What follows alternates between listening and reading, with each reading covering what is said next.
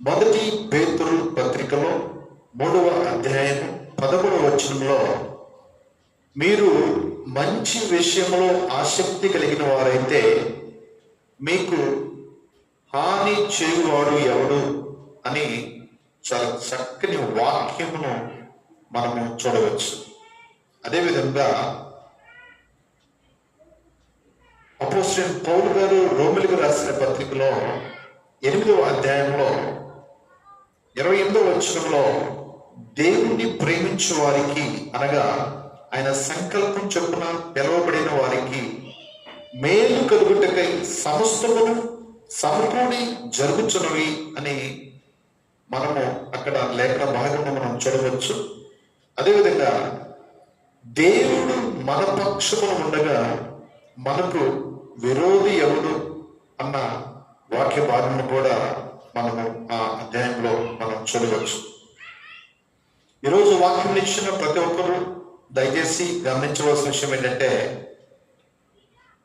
నీవు మంచి చేసేవాడివైతే, నీవు మంచి చేయడానికి ఎల్లప్పుడూ ఆసక్తి కలిగిన వాడివైతే, నీకు హాని చేసేవాడు ఎవరు ఉండరని వాక్యం చాలా స్పష్టంగా తెలియపరుస్తుంది. అదేవిధంగా ఎప్పుడైతే నువ్వు దేవుణ్ణి ప్రేమిస్తావో, దేవుని చిత్తంలో నువ్వు ఉంటావో, దేవుని ఏర్పాటులో నువ్వు ఉంటావో, అప్పుడు నీ జీవితంలో ఏది జరిగినా సమస్తము మేలు కొరకే అనే గ్రహింపును నువ్వు కలిగి ఉంటూ దేవుని యొక్క నామానికి మహిమకరంగా నువ్వు జీవించగలుగుతావు.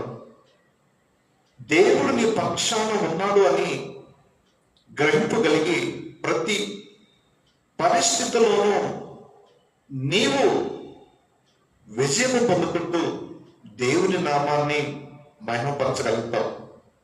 ఈరోజు వాక్యం ఇచ్చిన ప్రతి ఒక్కరు దయచేసి గమనించవలసిన విషయం ఏంటంటే, ఎప్పుడైతే నువ్వు దేవుని ప్రేమిస్తావో అప్పుడు నీ జీవితంలో జాగ్రత్తగా గమనించే ప్రేమిళ్ళారా అనేక విషయాలను నువ్వు గ్రహించగలుగుతావు.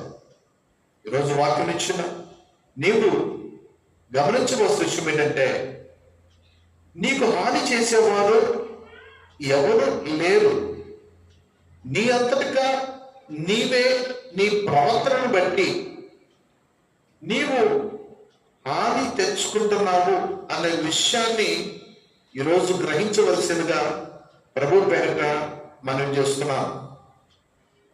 ఎప్పుడైతే నీవు మంచి చేస్తావో, ఎల్లప్పుడూ మంచి చేయాలని ఆసక్తి కలిగి ఉంటావో, దేవుణ్ణి ప్రేమిస్తావో, అప్పుడు నీవు ప్రతి విషయంలో నీ జీవితంలో ఏమి జరిగినా, అది కీడైనా మేలైనా ఏదైనా సరే దాన్ని నువ్వు స్వీకరించగలుగుతావు. ఎందుకంటే దేవుని వాక్యంలో నువ్వు జ్ఞాపకం చేసుకుంటూ చివరకు అదంతా నాకు మేలు కొరకే అన్న విషయాన్ని గ్రహింపును నువ్వు కలిగి ఉంటూ దేవుడు నా పక్షాన ఉన్నాడు అనే ధైర్యంతో విశ్వాసంతో నీ పరిస్థితులన్నిటినీ నువ్వు జయించుకుని దేవుడి కొరకు బ్రతకగలుగుతావని ఈరోజు వాక్యం ద్వారా ప్రతి ఒక్కరూ స్పష్టంగా గ్రహించవలసిందిగా ప్రభు పేరిట మనం చేస్తున్నాం. కాబట్టి ప్రియమైన దేవుని బిడ్డలారా, దేవుని ప్రేమించేవారు ఫలానా వారి వల్ల నాకు హాని కలుగుతుంది, ఫలానా వారి వల్ల నా జీవితం ఎలా అయిపోయింది, ఇటువంటి విధానంతో కూడిన కంప్లైంట్ ఎవరు ఎప్పుడు వారు దేవుని ప్రేమించేవారు అయితే వారు అర్థం చేసుకోగలుగుతారు. వారి యొక్క జీవితంలో మంచి జరిగినా కీడు జరిగినా ఉద్దేశపరంగా మరి అనుకోకుండా జరిగిన ఏది ఏ రకంగా జరిగినా వారు ఒక గ్రహింపుకు రాగలుగుతారు. ఏమని అంటే, సమస్తమును మేలు కొరకై సంపూర్ణ జరుగుచున్నవని ఆ వాక్యాన్ని జ్ఞాపకం చేసుకుంటూ పరిస్థితులన్నిటినీ అర్థం చేసుకుంటూ దేవుణ్ణి ప్రేమిస్తూ దేవుడు నా పక్షాన ఉన్నాడు అనే ధైర్యంతో జీవించగలుగుతారు. అదేవిధంగా వారు బ్రతికినంత కాలంలో ఎల్లప్పుడూ మంచి చేయాలని ఆసక్తి చూపుతూ మంచి చేస్తూ దేవుని నామాన్ని మహిమపరుస్తారు. కాబట్టి ఈరోజు వాక్యం ఇచ్చిన నీవు గమనించవలసిన విషయం ఏంటంటే, ఈ వాక్య భారము నీకు తెలిసి ఉంటే నువ్వు మంచి చేస్తావు. నీ జీవితంలో ప్రతికూల పరిస్థితులు ఎదురైనప్పటికీ నువ్వు దేవుణ్ణి ప్రేమించితే ఆ ప్రతికూల పరిస్థితులన్నిటినీ బట్టి దేవుడు నాకు చివరికి వాటిని మేలుగా మారుస్తాడు అనే విశ్వాసంతో నువ్వు జీవించగలుగుతావు.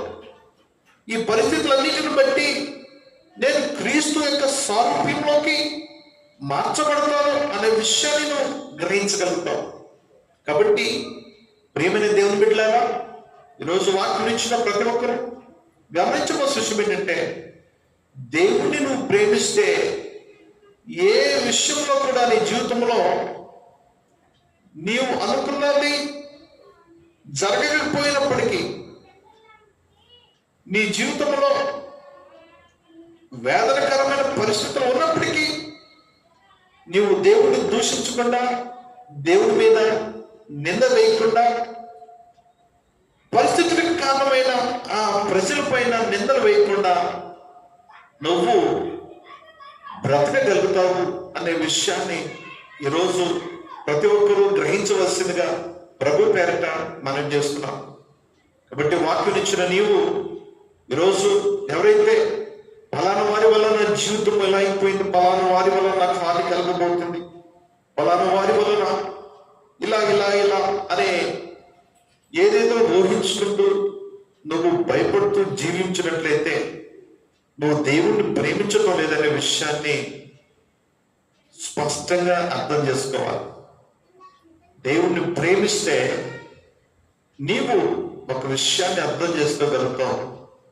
నా పక్షాన దేవుడు ఉన్నాడు, నాకు విరోధి ఎవడు అని గ్రహింపు రాగలుగుతావు. నీ జీవితంలో ఎటువంటి ప్రతికూల పరిస్థితులు వచ్చినా, నీ చుట్టూ శత్రువు ఉన్నా నువ్వు భయపడకుండా జీవించగలుగుతూ, నేను అందరికీ మేలే చేసే కాబట్టి మేలు చేయడం కొరకే నేను జీవిస్తున్నాను, మేలు చేయాలని ఆసక్తి కలిగి ఉన్నాను కాబట్టి నాకు ఎవరు హాని చేయరు, హాని చేయాలని చూసినా, కీడు చేయాలని చూసినా నేను దేవుణ్ణి ప్రేమిస్తున్నాను కాబట్టి తదుకు అదంతా నాకు మేలు కొరకే, ఆశీర్వాదం కొరకే, సాక్ష్యం కొరకే, దేవుని యొక్క నామం మహిమ కొరకే అని గ్రహించగలిగి ధైర్యంగా నువ్వు జీవించగలుగుతావు.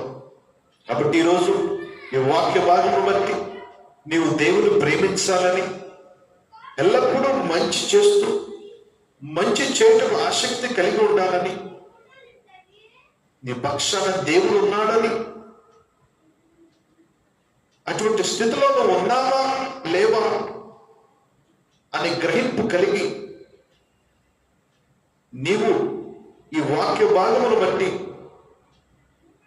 నీ జీవితాల్లో లోపాలను సరిచేసుకుని దేవుణ్ణి ప్రేమిస్తూ మంచి చేస్తూ దేవుడు నీ పక్షాన ఉన్నాడు అనే విశ్వాసంతో బ్రతకాలని ప్రభు పేరిట మనం చేస్తున్నాను.